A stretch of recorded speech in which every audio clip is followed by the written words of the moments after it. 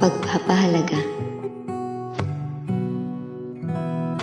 Minsan, may mga pangyayari na hindi natin inaasahan. Pangyayari na di natin kayang tanggapin, ngunit kailangan.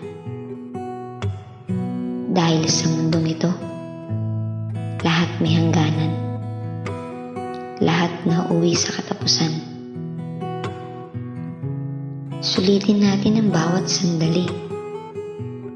Dahil hindi natin alam kung kailan ito mauulit muli. Tamasahin at pahalagahan ang bawat minuto, segundo, oras o maging araw na sila'y ating kasama. Iparamdam kung gaano sila kamahal, pagkaingatan at kahalaga. Hindi pa uli ang lahat. Sinusubok tayo ng may likha at kanya tayong pinapatatag sa pangyayari ngayon na ating kinakaharap.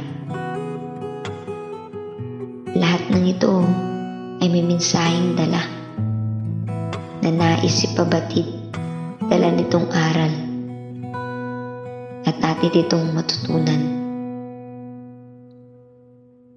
upang magising sa realidad na ang buhay ay maiksi lamang. Maiksi lamang, kaya dapat natin itong pahalagahan. Tulad ng pagpapahalaga natin sa mga mahal natin sa buhay. Dahil hindi na natin ito mapaparamdam kapag sila na'y nasa kabilang buhay.